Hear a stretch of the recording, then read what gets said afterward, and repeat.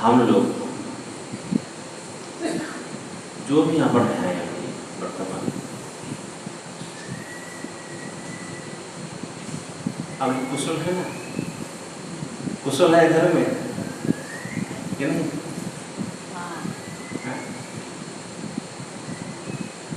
देखिए, अगर आप कुशल है तो ठीक है, अगर आप कुशल है घर में बढ़िया है तो ठीक है, और नहीं तो अकुशल है, दुखी है, पीड़ित है किसी प्रकार से, तो फिर सत्संग में आना चाहिए। सत्संग है गीता ज्ञान महायज्ञ, सबसे बड़ा यज्ञ अनुष्ठान ज्ञान यज्ञ। अगर अकुशल है, कष्ट है, पीड़ित है किसी प्रकार से, तो आना चाहिए। क्यों? तो रामचरितमानस में तुलसीदास जी महाराज ने लिखा है,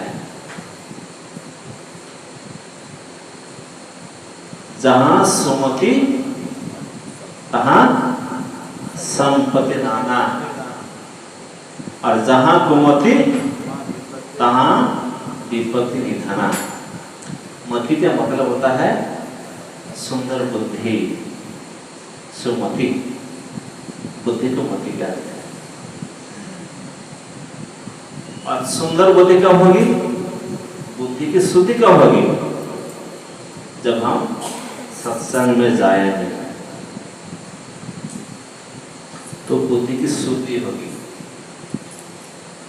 इसीलिए सत्संग में जाना चाहिए, बुद्धि की शुद्धि होगी, सुंदर मति होगी, तो नाना प्रकार की संपदा प्राप्त होगा, नाना प्रकार की हम सुखी हो जाएंगे। और नहीं जाएंगे तो फिर कुमति, बुद्धि, घर में लड़ाई, छल कपट, रिश्ता द्वेष, चोरी चपाटी,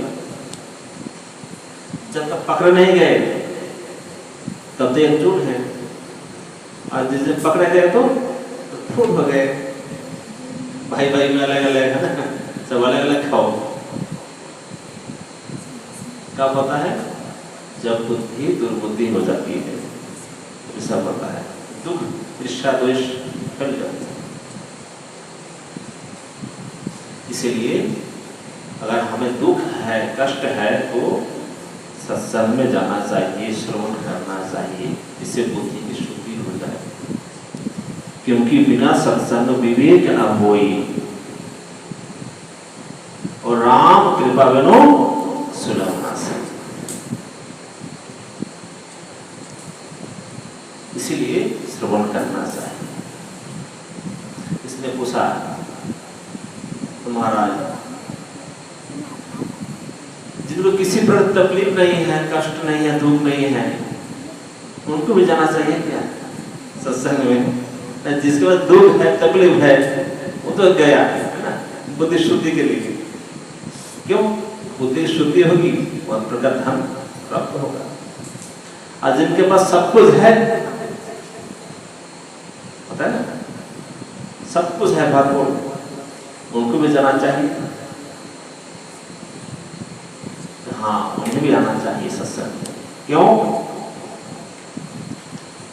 क्योंकि आज तक कोई सुखी हुआ ही नहीं। तन धर सुखिया को ना देखा, तो सुख लगता है, सुख लगता है, सुख नहीं है, वह है सुखाभास, सुख जैसा लगता है, हकीकत में सुख नहीं है, सुखाभास है। इसलिए क्या करना है? फिर जाना चाहिए सत्संग में। क्यों? इसके पीछे बहुत रहस्य है, गहन रहस्य है। अगर आप मान लिए हैं हम परम सुखी हैं, हमारे पास कोई चीज कमी नहीं है, एयर कंडीशन मकान है, एयर कंडीशन गाड़ी है ना, आजकल पैसा वाले कहते हैं एयर कंडीशन है, सब कुछ एयर कंडीशन। कोई चीज खरीदे बाजार में तो ब्रांडेड कंपनी का चाहिए ना, ब्रांडेड कंपनी का चाहिए, सब कुछ ब्रांडेड आपके पास है ना, सब कुछ है, मान लिया जाए, तो भी हमेशा के लिए नहीं कभी ना कभी छूटेगा। उसमें कोई ढील होता है नहीं, कभी नहीं छूटने वाला है। मेरे पास इतना धन संपत्ति है, इतना चीज है, कभी नहीं छूटेगा। ठीक है भाई, कभी नहीं छूटेगा, पर शरीर तो छूटेगा ना। अगर आपके पास जो धन संपत्ति है, वस्तु है, व्यक्ति है, ये नहीं छूटने वाला है, पर शरीर तो छूटेगा। वो बोलने वाला है कभी शरीर नहीं छूटेगा, है सबको पता है ये दिन शरीर छूटेगा, सबको मालूम है, पर कब छूटेगा किसी को मालूम नहीं।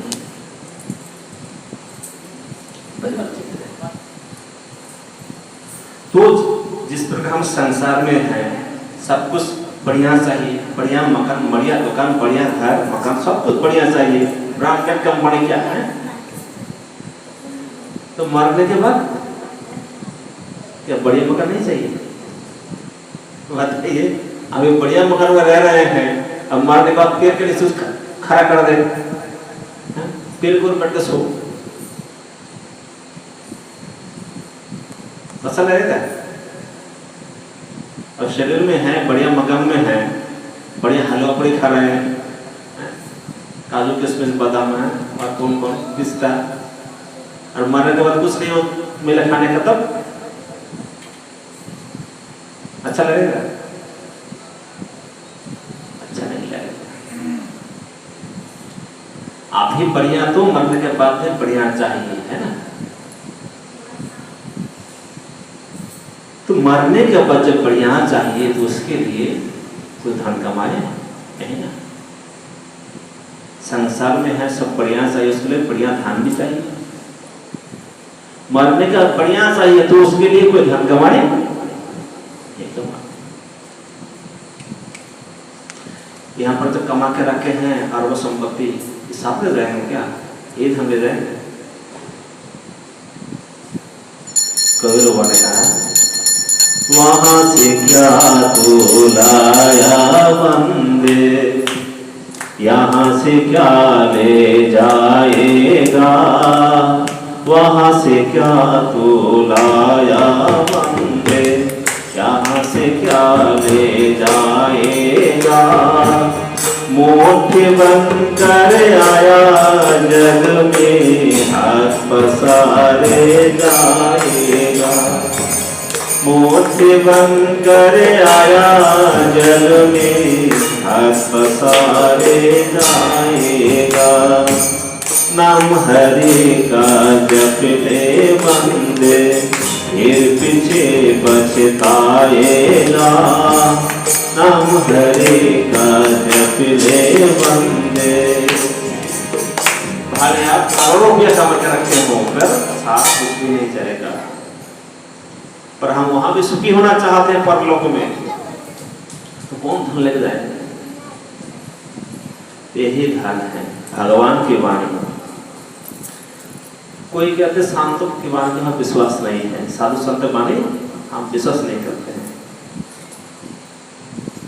तो भगवान की वाणी में विश्वास है ना। तो भगवान ने गीता में कहा, सत्संग से सुख होता है। क्या सुख? श्रद्धावानो नाशो यश्च शृणुयादपि नरः, सपि मुक्त्वा शुभान् लोकान् प्राप्नुयात् पुण्य कर्मणाम्। जो सत्संग में आकर के बैठते हैं और दिल विश्वास के साथ, श्रद्धा के साथ, आनंद पूर्वक श्रवण करते हैं, तो कहाँ जाते हैं मरने के बाद? सुहान लोकान, जो अच्छे लोग होते हैं, बड़े बड़े तपस्वी का जिसे लोग की प्राप्ति होते हैं, स्वर्ग आदि, विष्णु लोक, ब्रह्म लोक, शिव लोक आदि, वैसे लोग में निवास होता है। केवल बैठने पर और सुनने पर हो सकता है, विश्वास नहीं होता। बहुत बड़े बड़े कर्तव्य अनुष्ठान किए हैं, आज निर्जल है ना, आज निर्जल है, पानी भी नहीं पीना है ना, खाना भी नहीं, पीना भी नहीं। बहुत सारे कठोर तपस्या करते हैं लोग, उपासना अनुष्ठान, बहुत बड़ा यज्ञ किए, करोड़ रुपया खर्चा किए, करोड़ रुपया, जो इतना कुछ करके नहीं हुआ और बैठ के सत्संग में अब मिल जाएगा, संभव है क्या? विश्वास नहीं होता है, पर भगवान की वाणी है। जैसे किसी व्यक्ति को तो पेट में सिकंदर बीमारी थी, बड़ा बड़ा डॉक्टर दिखाया, अल्ट्रासाउंड किया, कौन कौन एक्सरे किया, सब ठीक गया, बहुत डॉक्टर को दिखाया, लाखों रुपया खर्चा किया, ठीक नहीं। चलते चले गए, कहाँ लगाऊं, अपने एक बाबा जी मिले,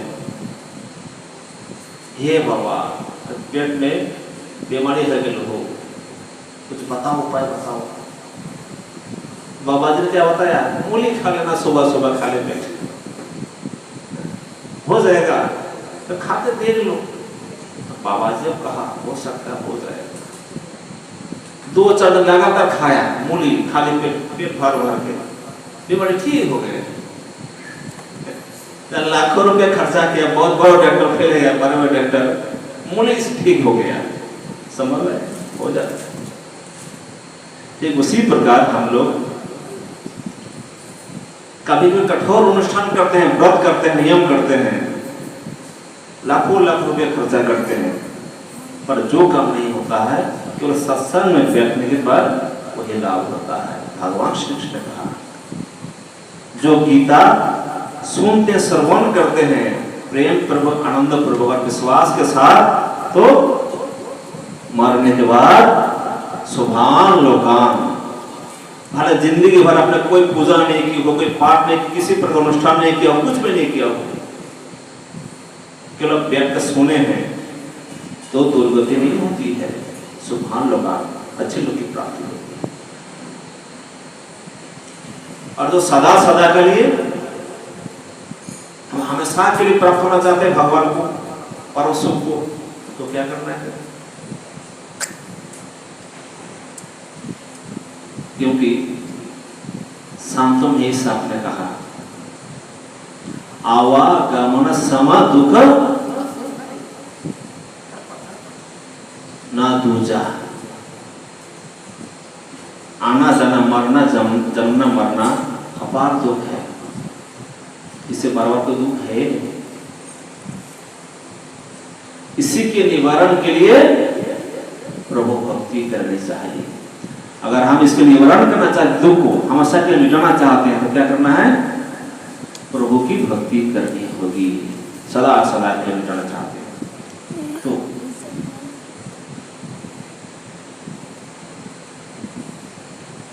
और केवल मरने के बाद सुख मिले उसके सत्संग सुनो, भगवान के वाणी गीता श्रवण करो, तो सुख मिल जाएगा, दुख नहीं मिलेगा, पर कभी न कभी संसार में आना पड़ेगा।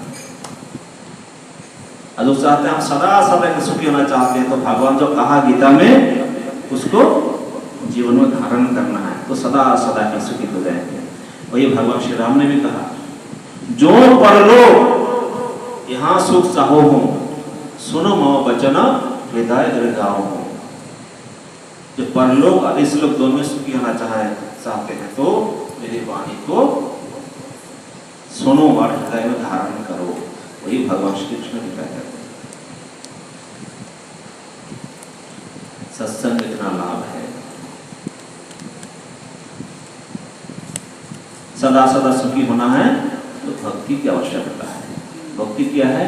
जो सत्संग में बैठकर सुने हैं, उसे भक्ति की चर्चा आती है सत्संग के विषय में, उसको जीवन में धारण करना है, तो भक्ति के द्वारा मुक्ति होती है। और सुनने से भक्त होते हैं, श्रवण करने से भक्त होते हैं, इच्छा होती है मैं ये भक्ति करूं, श्रवण करने से भक्त होते हैं, और भक्ति करने से मुक्ति होती है। इसी प्रकार से भक्ति करनी है, और भक्ति करना चाहते हैं तो सबसे पहले जो मन की कामनाएं हैं उनसे दूर हो जाना, भक्ति करनी। एक साथ दो नहीं हो सकता, किसी एक तरफ जाना पड़ेगा। पूर्व तक पूर्व जाओ, पश्चिम तक पश्चिम जाओ, एक तरफ जाना पड़ेगा। ये नहीं है कि पूर्व जाएंगे, है ना, तो पश्चिम देख नहीं पाएंगे। देख सकते हैं, देख लीजिए जरा, देख सकते हैं, है ना, पर पश्चिम सुनना पड़ेगा। उसी प्रकार भगवान को जाना चाहते हैं तो संसार को सुनना पड़ेगा। हाँ, पर संसार सुख मिलेगा, दुख नहीं मिलेगा। जो मिलना है वो मिलेगा आपको। जितना आपके भाग्य में सुख है उतना ही मिलेगा, और जितना दुख है उतना ही मिलेगा। चले भगवान की तरफ चले या ना चले, आपको उतना ही मिलने वाला है। इसलिए यही सहज है, भगवान को चले, संसार को छोड़ दे। जो सुख दुख मिलना तो मिलने करेगा।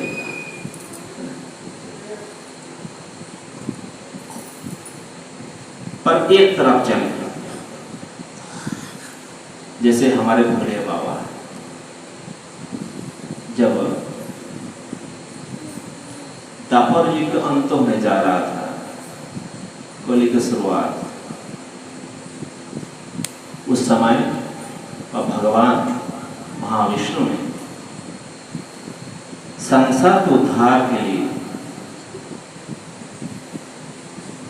मनुष्य रूप में आते हैं, शिशु बनकर।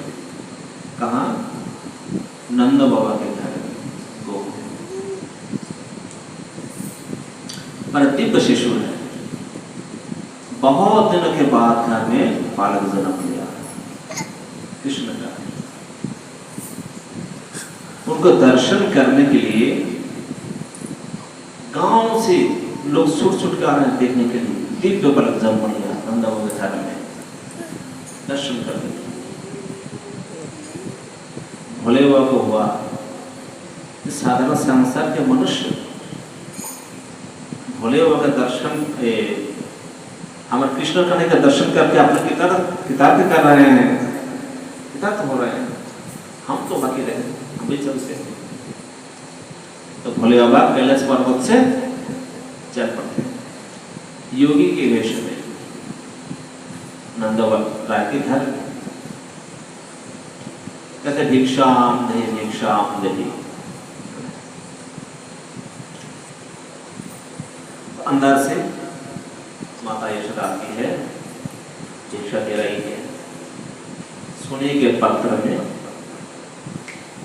तो क्या कहते हैं, हमको ये भिक्षा नहीं चाहिए। क्या चाहिए? बोलिए। ये माती, आपका जो बालक है ना, ये पर दर्शन करा दो। मुझे यही इच्छा है, आपका बालक का एक बार दर्शन करा दो, यही मुझे भिक्षा थी। तो माता ने कहा कि नहीं हो सकता, आपका भयंकर भेष है, जटाजूट, त्रिशूल हाथ में, देख करके हमारे बच्चे डर जाएंगे। नहीं हो सकता। बहुत मनाया, माता नहीं मानी, नहीं करे दर्शन। ऊपर से कहते हैं आप सोना ले लो, सोना चांदी जो चाहिए ले लो, पर बालक का दर्शन नहीं हो सकता। कुछ भी ले लो, पर भोले बाबा का एक ही कहना है,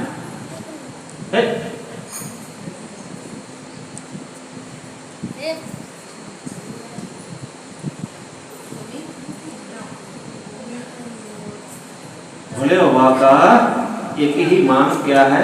दर्शन करा देना, बालक का दर्शन। अंत में माता जी ने सब प्रकार लुभाया, हर प्रकार से सोना चांदी, जब कुछ भी नहीं लिया, अंत में बालक को ले आया, दर्शन करा। इसमें से बहुत बड़ी सीख मिलता है। हालांकि एक दृष्टांत है, बहुत बड़ी सीख है इसमें, बहुत बड़ा ज्ञान छुपा हुआ है।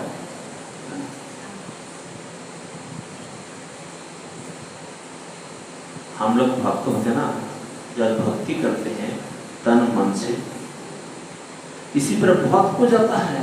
मालूम है? रिद्धि सिद्धि चमत्कार है ना। आज आजकल एक बाबा हुए ना, फेमस बाबा, नाम नहीं बताएंगे, आप लोग जानते हैं। लाखों लाखों लोग भाग रहे हैं, दौड़ रहे हैं, लाखों लाखों लोग भाग रहे हैं, पता नहीं क्या मिल रहा है। रिद्धि सिद्धि चमत्कार। जब भक्त शुरू करते हैं कुछ ना कुछ मिलता, थोड़ा बहुत का नहीं, बात उसको दिखाने लग जाता संसार को, और संसार टूट पड़ता है पीछे पीछे, चलो लगाओ उसे, दौड़ लगाओ।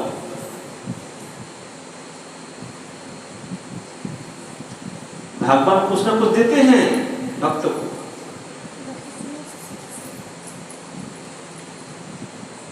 पर जो भक्त उसे मगन हो जाते हैं तो आगे की भक्ति छूट जाती है, खत्म हो जाता है। और जिन्हें कुछ भी नहीं चाहिए, वो क्या है? वही शहंशाह है ना। जब आपको कुछ होना चाहिए, वही शहंशाह। जो कुछ भी नहीं चाहते हैं, भक्त तो भगवान से कुछ नहीं चाहते। जिस प्रकार रामचंद्र मानस में लिखा है, सब करे मांग एक फल, सब करी मांग एक फल, राम चरण रति हो, तिनके मन मंदिर वस हो, सिया रघुनंदन दो। वाल्मीकि जी महाराज ने कहा, हे राम जी, जो भक्त आपसे कुछ भी नहीं मांगता है, कुछ भी नहीं चाहिए, अगर मांगता है तो एक ही चीज मांगता है, क्या? राम चरण रति हो, आपके चरण का प्रेम मांगता है। केवल भगवान से प्रेम मांगते भक्त, या आपका दर्शन मांगते हैं, हमें दर्शन दीजिए भगवान। हमें कुछ भी नहीं चाहिए, पहले आपका दर्शन हो जाए, बस यही हमारी इच्छा है, कुछ भी नहीं चाहिए।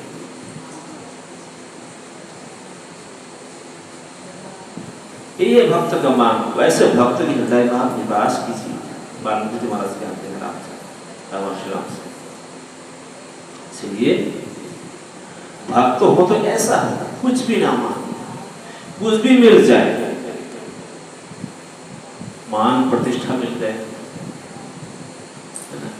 मान भी प्रतिष्ठा भी मिलेगा, सामने आ जाए, टका पैसा धन संपत्ति आ जाए, कुछ भी नहीं चाहिए, तो फिर आएगा रिद्धि सिद्धि चमत्कार आएगा। थोड़ा थोड़ा पहले लोग देते हैं, इससे नहीं हिलेगा तो ज्यादा ज्यादा लोग देंगे रिद्धि सिद्धि चमत्कार। जब कुछ भी चाहिए ही नहीं, अंत में भगवान सामने प्रकट हो जाते हैं। ऐसा नहीं मांगे क्यों? अगर हम दुखी हैं, भगवान नहीं देखते हैं क्या? देखते हैं? नहीं देखते। भगवान समदर्शी हैं। आप 7 समुद्र के पार में जाइए ना, भगवान वहां भी देखेंगे आप क्या कर रहे हैं, सब कुछ जानते हैं। अब मने मन क्या सोचते हैं वो भी भगवान जानते हैं। जब सब कुछ देखते हैं, सब कुछ जानते हैं, तो क्यों बोले हम दुखी हैं, बीमार है, रोगी है, हम क्यों उनसे पुकारे? उनको देना होगा, ऐसे दे देंगे, देना होगा ऐसे दे देंगे, नहीं देंगे, मांगे क्यों? मांगने के मतलब और हम मांगते हैं क्या करते, थोड़ा मांगते कितना लाखों।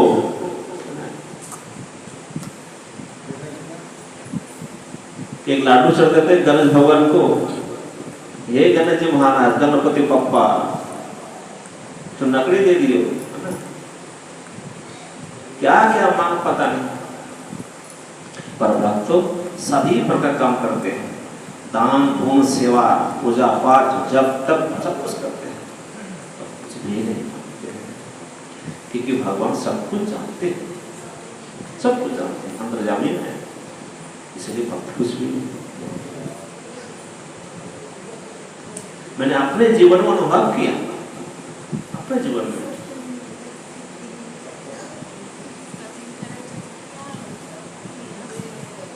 ऋषिकेश है ना, ऋषिकेश जानते हैं, हरिद्वार ऋषिकेश। 2005 को हम गए थे हरिद्वार ऋषिकेश में। ऋषिकेश गए थे, गंगा के तट पर एक पहाड़ है, पहाड़ में गुफा बना हुआ है, बहुत सारा गुफा। गंगा के बगल में छटा हुआ पहाड़, गुफा बना नीचे में।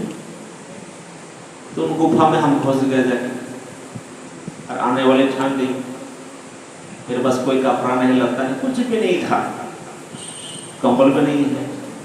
उधर काफी ठंडा होता है, हिमालय है ना, तो ठंडा शुरू हो गया। इधर घूमते घूमते कुछ आगे निकल गए, एक महात्मा ने बढ़िया कंबल, मोटा कंबल नया एकदम सुखाने के, तो उस पर नजर पड़ा। और एक कंबल इसी प्रकार एक कंबल मुझे हो जाता, मेरे पास हो जाता, पूरी ठंडी निकल जाती। तो मन मन सोचा था, एक कंबल हो जाता, पूरा ठंडा निकल। अब क्या होता है, रात्रि लगभग 11 या 12 बजे हम अंदर ध्यान में बैठे थे, अंधकार रात्रि थी। गुफा के बाहर से आवाज दे रहा है कोई महात्मा, महाराज जी, महाराज जी। कौन चिल्ला रहा है?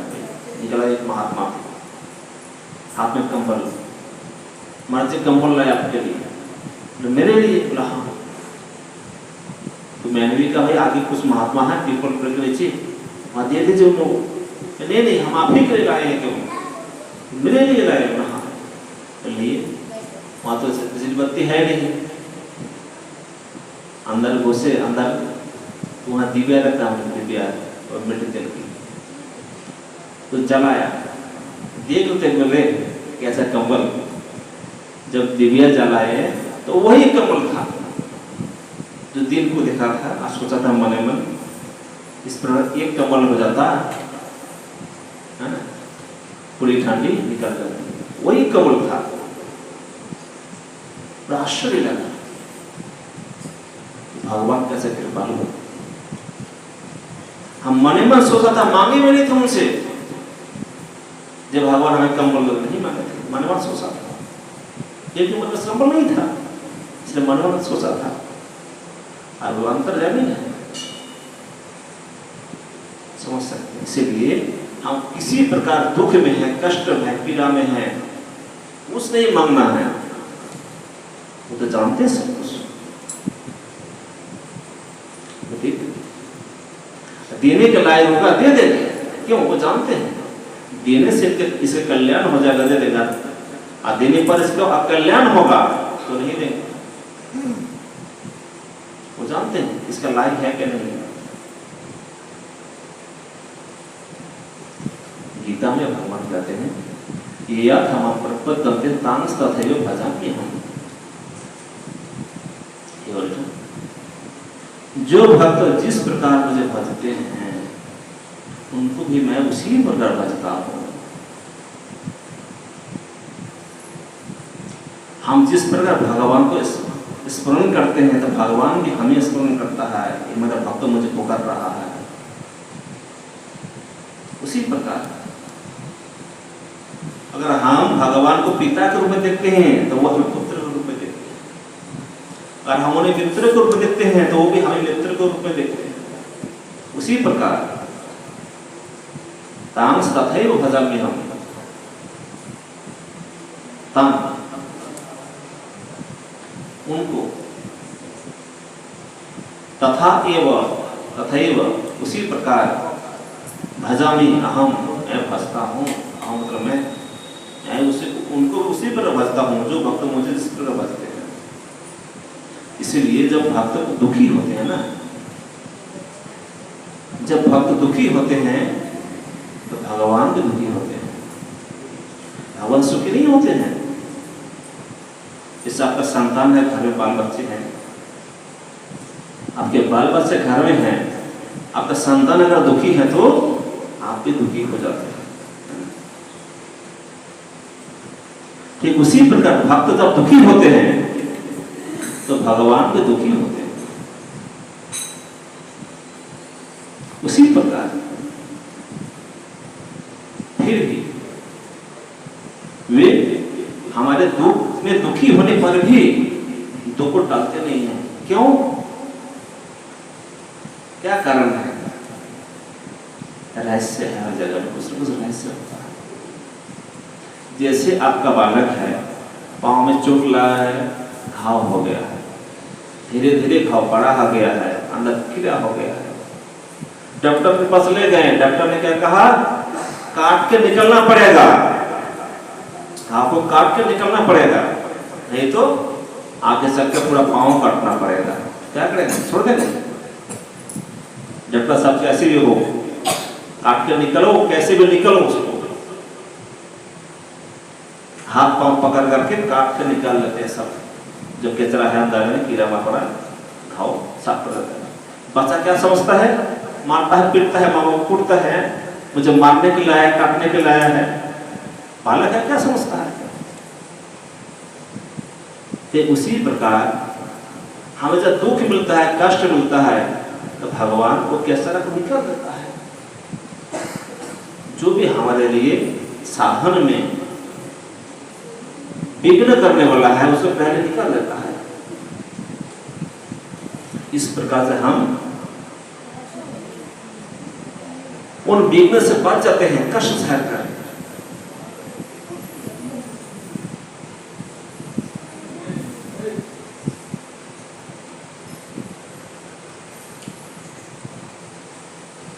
इसमें क्या है? भगवान हमें दुख कष्ट क्यों दिया है? हमारे लिए ही। इसलिए भक्त मानते हैं जब दुख आता है तो भगवान हम पर कृपा कर रहे हैं। क्यों? दुख कहां से आया है? कारण है, कारण है। काऊ न सुख दुख कर करे दाता, निज कृत का अनुभव सुनो दाता। किसी को कोई सुखी दुखी नहीं करते हैं।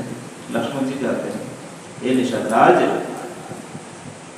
किसी को कोई सुख दुखी नहीं करते हैं, सबको अपने ही किए हुए कर्म का भोग भोगना होता है। जब सुख मिलता है ना, सुख मिल रहा है किसी प्रकार से, हम सुखी हो जाते हैं।